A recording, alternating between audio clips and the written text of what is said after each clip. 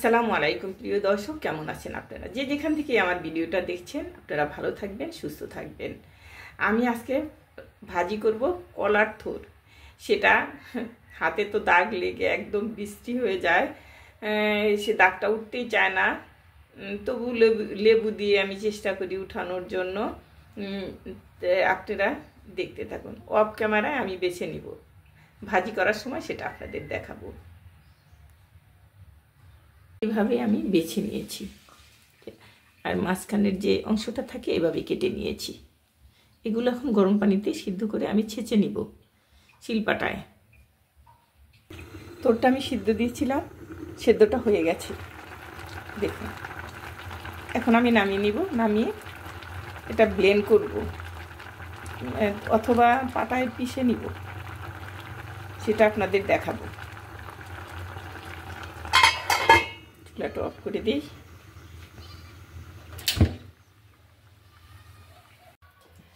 আমি এখন থোরগুলো বেটে নিব।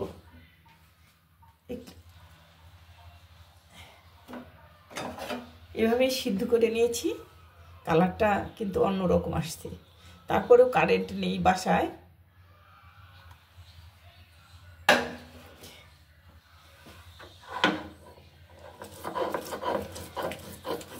বাটতে একদমই কষ্ট না, কারণ সিদ্ধটা সুন্দর হয়েছে।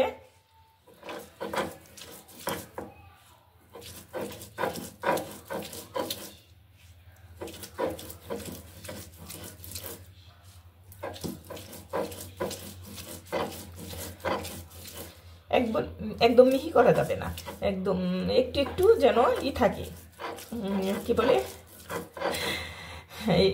শ্বাসটা থাকে, তাহলে খেতে ভালো লাগবে।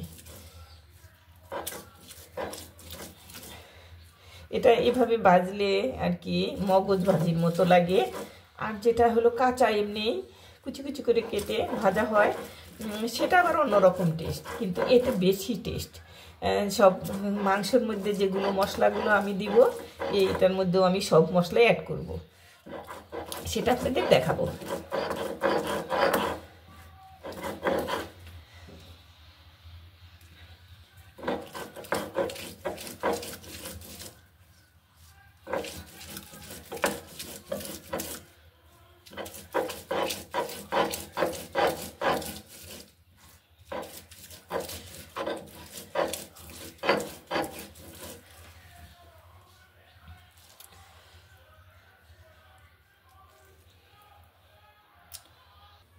এখানে আমি তেল ঢেলে দিচ্ছি।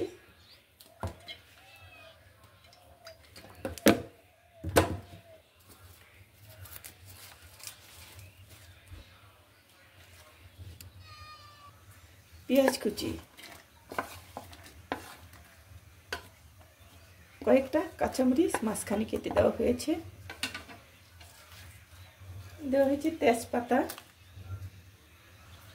দারচিনি, 4টি এলাচ,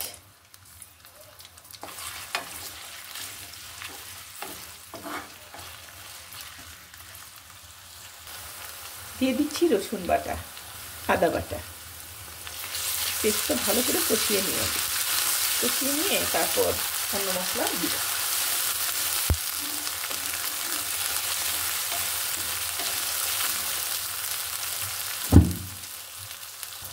হলুদ, মরিচ হাফ চামচ, ধনে গুঁড়ো হাফ চামচ, জিরে গুঁড়ো 1 চামচ, লবণটা স্বাদ মতো।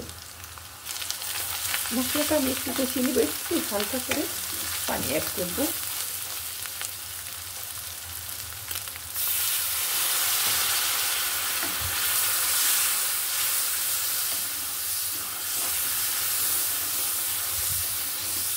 এখানে দিয়ে দিব থোর, বেটে রেখেছি সেটা।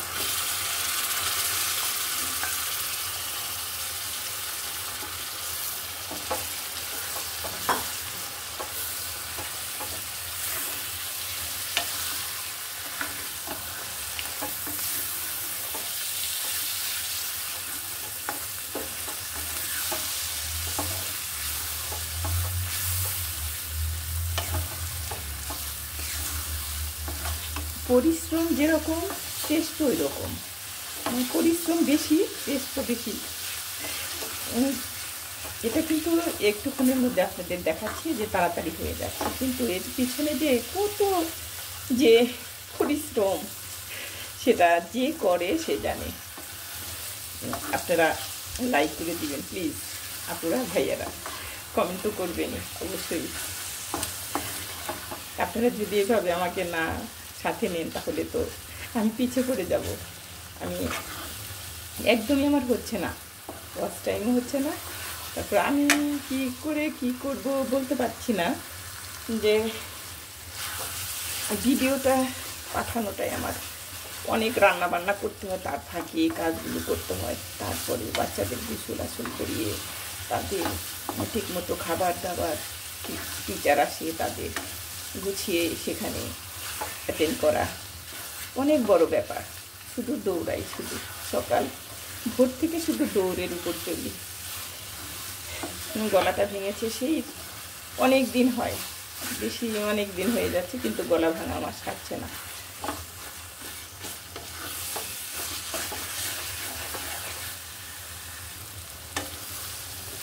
আরেকটু হবে, যখন ভাজিটা দলা পেকে আসবে তখন বোঝা যাবে হয়ে গেছে, ঠিক মগজ ভাজির মতো। ওরকমই, না বললে কেউ ধরতে পারবে না।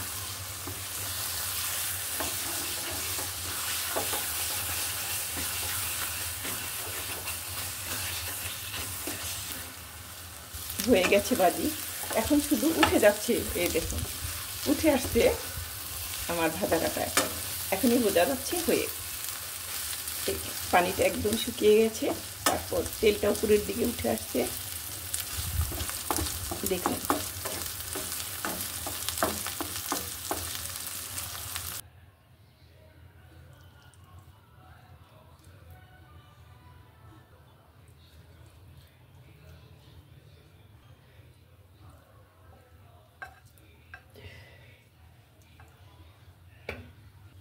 রেসিপিটা কেমন লাগলো? যদি ভালো লাগে তো কমেন্ট লাইক দুটোই করবেন। ভালো থাকবেন, সুস্থ থাকবেন, সবাই নিজের টেক কেয়ার করবেন। আসসালামু আলাইকুম।